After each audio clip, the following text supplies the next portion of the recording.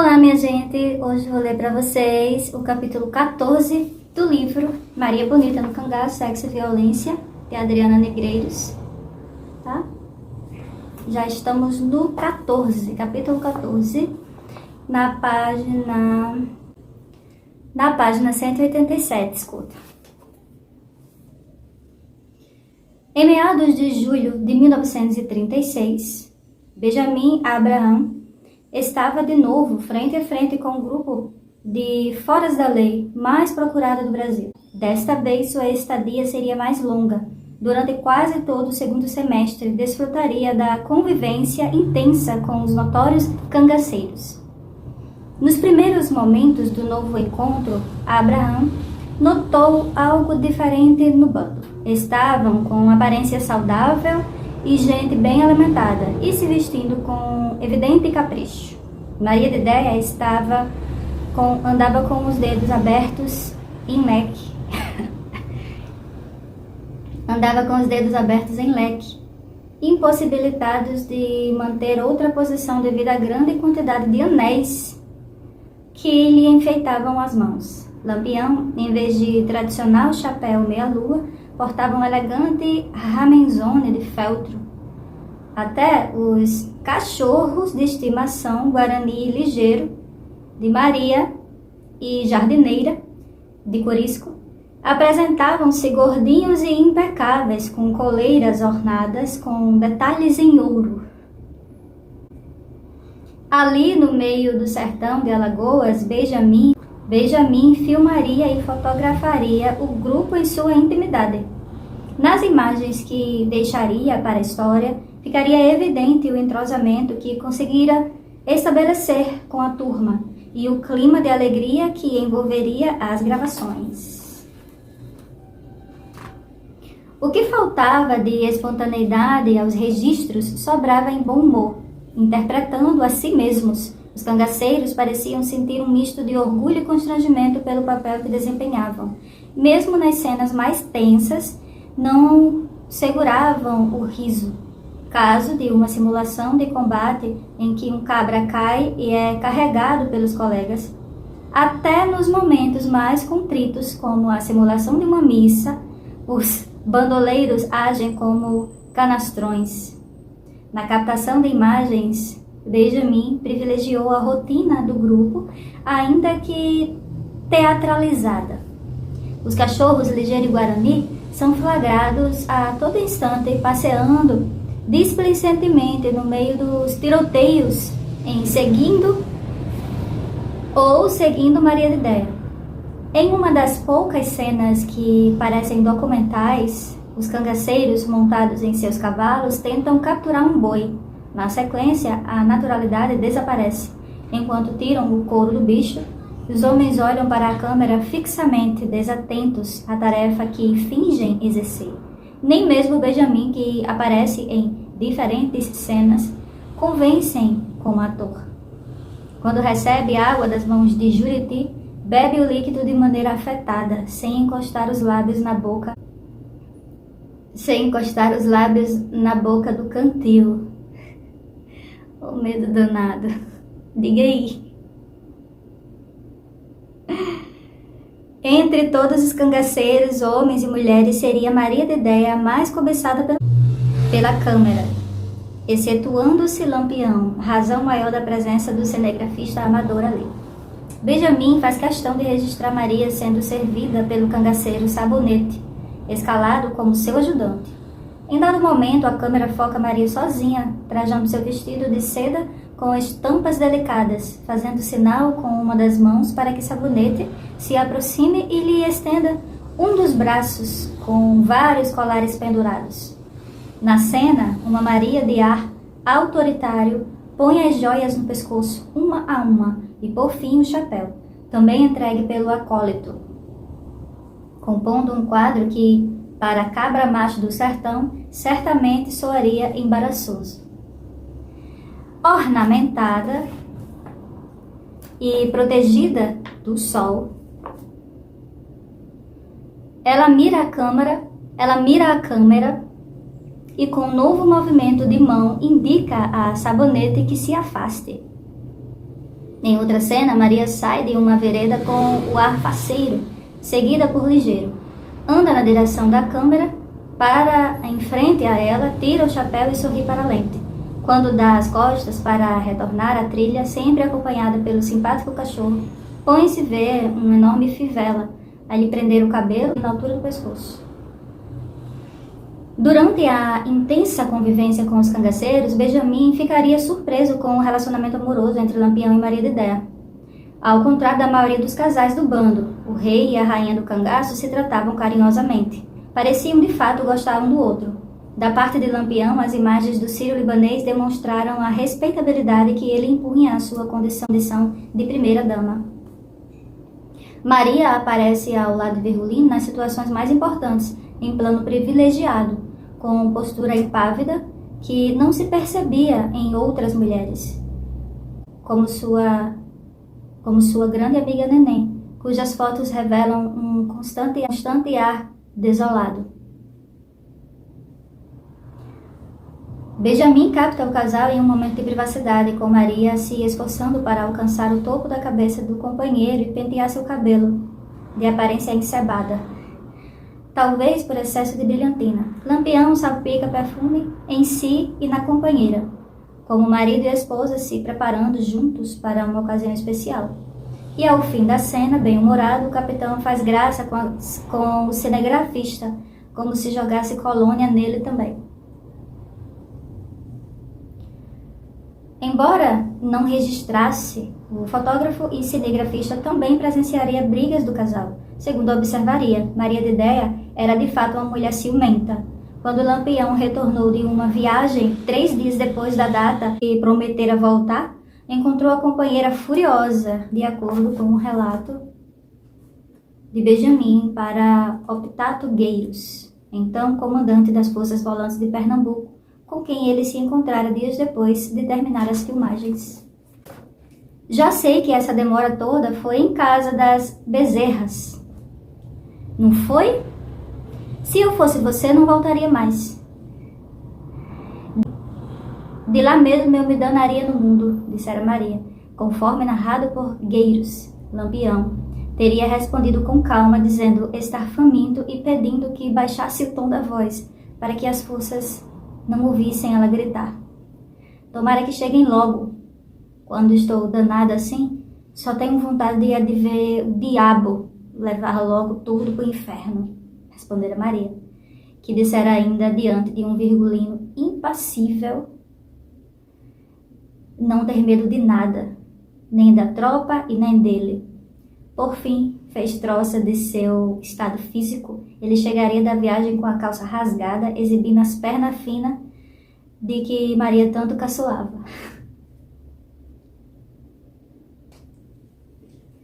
Se é baia, é bom. Na tarja da extremidade inferior do cartaz de 100 por 80 centímetros, o slogan da empresa farmacêutica, que atravessaria décadas, apareceria destacado em letras brancas sobre fundo preto. O merchandising do analgésico Cafiaspirina, incluído no filme de Benjamin, era tão sutil quanto a atuação dos cangaceiros. De natural não tinha nada. Coube a Lampião o protagonismo da publicidade, distribuindo drágeas entre Maria de Déa, posicionada com destaque ao lado do anúncio, e outros 8 cangaceiros paramentados como tais. Como não havia comprimidos suficiente para todos, no fim do quadro, Virgulino entrega aos últimos da fila cápsulas imaginárias. Depois, volta até a frente do cartaz e passa os dedos pelo letreiro, com o olho na câmara de Benjamin, como se reforçasse o motivo pelo qual ministrara o medicamento a sua amada mulher e seus cabras. Contra dores e resfriados, Cafiaspirina, o remédio da confiança, informava o anúncio preso a uma árvore no meio da caatinga. Tu sabia dessa? Ai, minha nossa, empresas estrangeiras lucrando com o cangaço. Benjamim tinha bons motivos para elevar as mãos ao céu e agradecer a intercessão do Padre Cícero. Afinal, conseguiria realizar tudo o que planejara, não apenas filmar o grupo em sua rotina, mas com mesinha, ainda que artificial, como ainda convencer o capitão. Maria de Déia e outros cabras a fazer propaganda do patrocinador. Tanta dedicação às filmagens leva a crer que no borderô da viagem houvesse uma rubrica relativa ao pagamento do cachê para os atores. Outra explicação para o empenho seria a vaidade, como arriscaria o jornal Correio de Aracaju em sua edição de 21 de outubro de 1936. Naquele mês, Benjamim fez uma pequena pausa nas filmagens e se deslocou até a capital sergipana para se abastecer de novos negativos. Enquanto aguardava a chegada do material vindo do Rio de Janeiro, aproveitava para fazer publicidade sobre seu trabalho e de seus financiadores. O senhor Benjamim, que é um rapagão de esplêndida compleição física, faz parte da aba filme e há tido encontros vários com grupos de facínoras, sem que tenha sido incomodado, pois essas feras humanas são vaidosas e gostam de pousar diante de uma objetiva, noticiar ao correio, informando para quem quisesse ler onde seria o próximo encontro do fotógrafo com os cangaceiros. Tão logo recebesse os negativos, ele viajaria para as fronteiras da Bahia via Capela Dores, Nossa Senhora da Glória, Monte Alegre, Cipó de Leite e Serra Negra. Na entrevista para o jornal, Benjamim lamentaria não ter tido a oportunidade de filmar uma invasão autêntica dos cangaceiros a uma cidade como a que acabara de ocorrer em Piranhas, nas margens do Velho Chico.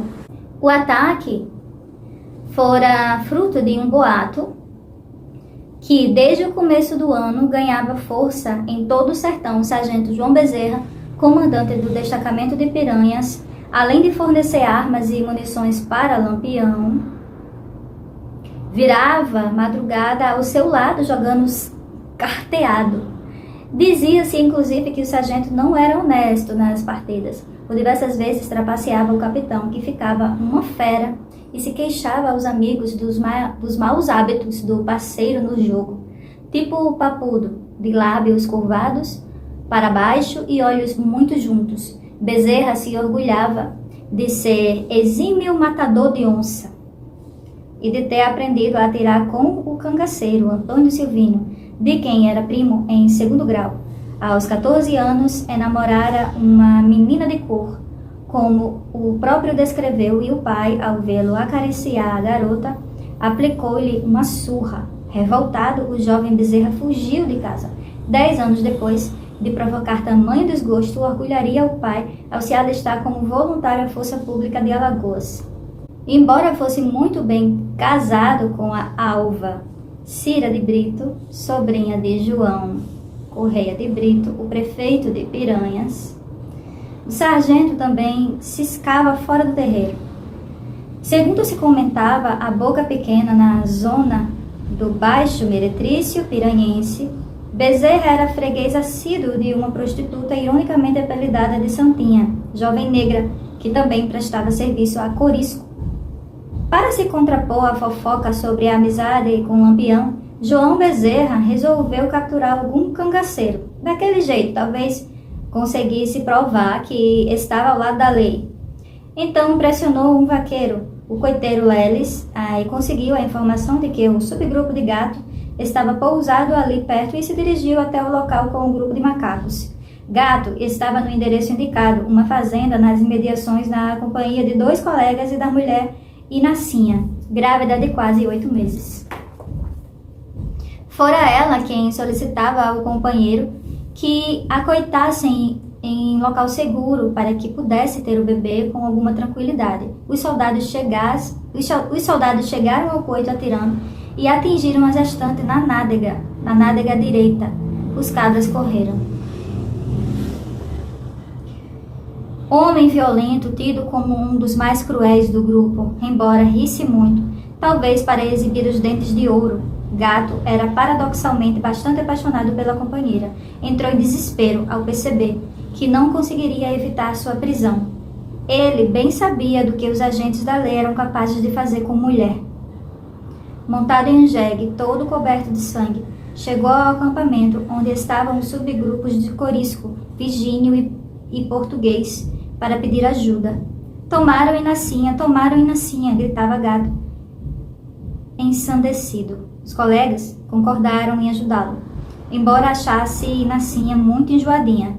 Dadá resolveu acompanhar o grupo. Maria de Pancada foi obrigada pelo companheiro a fazer o mesmo. Cristina, mulher de Português, escapou de ir porque estava grávida. No caminho até Piranhas, um transtornado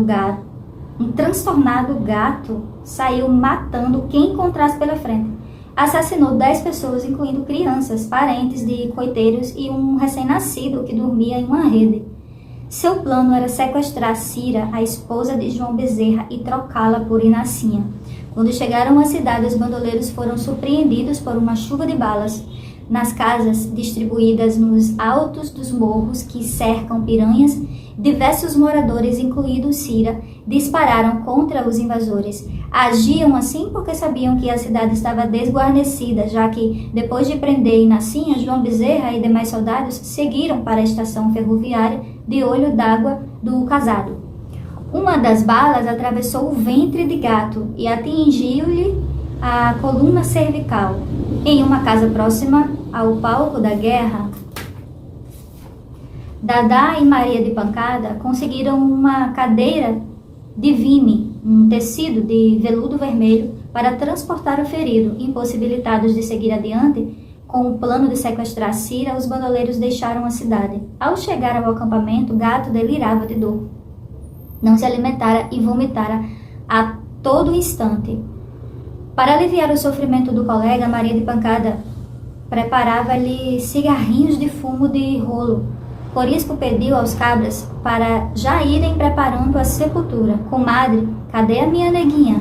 Talvez tenha morrido, dizia Gato para Dadá, como ela relataria décadas depois. Se acalme, você tem que arranjar o perdão de Deus, respondia, sem esconder do colega a gravidade de seu quadro. No terceiro dia, o moribundo fumou o último cigarro preparado por Maria de Pancada, que jurava ter visto quando o homem fez uma careta e parou de respirar. Acabou-se, diria Dadá. O corpo do cangaceiro foi enrolado em uma coberta e enterrado na cova, sobre a qual os colegas plantaram uma macambira. No dia seguinte, o grupo deixou o coito. Inacinha, que não correspondia ao amor do cangaceiro, teria o bebê na prisão. Liberada pouco tempo depois, ela se casaria com um ex-soldado conhecido como Pé na Tábua. De todas as cangaceiras filmadas por Benjamin, nenhuma superava em simpatia a jovem Durvinha, que deixara a fazenda Arrastapé para acompanhar Virgínio, o vistoso bandoleiro por quem se apaixonara. Durvinha parecia genuinamente alegre enquanto se aproximava da câmara, pistola em punho, embora tivesse pavor a armas. Em outra cena, dançando com Moreno, com Virgínio, a espiar o baile de perto, agia como se estivesse em um forró de verdade. Era outubro. Pouco depois de gravar essas cenas, Durvinha trocaria o largo sorriso por um choro desesperado. No dia 25, Virgínio morreu em um tiroteio com as forças volantes de Pernambuco. Estava acompanhado pelo sentinela Moreno, o par de Durvinha, na dança registrada por Benjamin. Moreno voltaria ao coito contando ter visto primeiro cair o chapéu, depois o corpo do colega. A cabeça de Virgínio seria arrancada e os dentes de ouro extraídos. Embora gostasse de Virgínio, em quem apreciava a higiene e a beleza, Durvinha seria obrigada a aceitar a proposta de Moreno para ser sua mulher. Cabreiro nunca foi com a cara de Benjamin, de quem desconfiava a ponto de ter a bala sempre na agulha para matá-lo ao primeiro vacilo. Moreno também era pouco afeito aos cuidados pessoais. Não apreciava, por exemplo, andar perfumado. Me encostei nele porque me vi sozinha. Não tinha para onde ir, diria a cangaceira. Na sequência, a morte de Gato e Virgínio, Lampião enfrentaria Outra grande perda, Mariano, seu cabo desde 1924, morreria enfrentando ao volante do implacável caçador de cangaceiros Zé Rufino. Assim como ocorrera com Gato, Mariano estava arranchado com um pequeno grupo de bandoleiros para que sua mulher, Rosinha, tivesse bebê. No ataque ocorrido na localidade de Cangaleixo, no município sergipano de Guararu, a volante de Zé Rufino conquistaria 3 troféus, além da cabeça de Mariano, a mais importante também, as de Pai Velho e Pavão. As cabeças foram expostas na escadaria de Porto da Folha, cidade próxima. Uma grande festa foi celebrada em frente à igreja para comemorar a captura. No caminho para Jeremoabo, os macabros troféus fizeram uma parada na cidade alagoana de Pão de Açúcar. Antes de fotografá-los, o retratista os organizou ao lado de alguns dos pertences dos mortos, como bornais, chapéus e cantis. Como certamente ocorreria se estivesse sob as ordens diretas do capitão, Corisco decidiu pela sua expulsão do bando. Talvez o azarento fosse Benjamin, mas ninguém considerou essa possibilidade. Dar azar parecia ser uma prerrogativa das mulheres. O fato é que desde que chegaram ao grupo, pelo menos 3 cangaceiros tinham sido aniquilados, dentre eles Cabas e Quilate de um gato, Mariano e Vigílio. E na Sinha fora presa Rosinha morta. Em novembro, mais uma mulher daria o último suspiro no cangaço. E se tratava de Peixe Grande, a melhor amiga de Maria de Déa. Sila, a nova companheira de Zé Sereno, afeiçoou-se a Neném desde o primeiro instante em que a viu. Ao seu primeiro gesto de carinho com a jovem, afagando seu cabelo e se impressionando com sua pouca idade, se seguiriam muitos outros. Neném presenciaria a menina recém-raptada com um colote e lhe daria conselhos quando a visse chorando pelos cantos. Recomendava que secasse as lágrimas e se conformasse, visto ser aquela situação incontornável. Também passaria à jovem as informações básicas sobre a rotina do coito. Por exemplo, como tomar banho tranquilo, na certeza de que não seria espiada pelos cabras. Pelo menos quando ela estivesse com Neném. Se soubesse que um rapaz admirava sua mulher nua, dizia a experiente cangaceira, o companheiro Luiz Pedro meteria uma bala no meio dos olhos do safado. Poucos dias depois da chegada de Sila no cangaço, o grupo que se acoitou na fazenda Mocambo, na cidade de Itabiana, Sergipe, perto do anoitecer, quando os bandoleiros descansavam bebendo cachaça no gargalo, cerca de 12 soldados comandados pelo sargento Luiz invadiram a casa atirando em todas as direções. Por orientação de Neném, Sila se escondeu no quarto dos fundos, escapando ilesa. Sua protetora não teria a mesma felicidade. Seria atingida por uma bala morrendo instantaneamente. Uma história macabra correria o sertão após a morte da mulher de Luiz Pedro. Vendo-se sozinho com Neném morta, os soldados teriam... Minha nossa. Vendo-se sozinhos com Neném morta, os soldados teriam se revezado na profanação de seu corpo. Depois, se saciados por galhofa, liberariam o cadáver para o deleite de seus cachorros no cio. Acabou o capítulo 14. Enfim, não sei nem o que dizer. Um cheiro.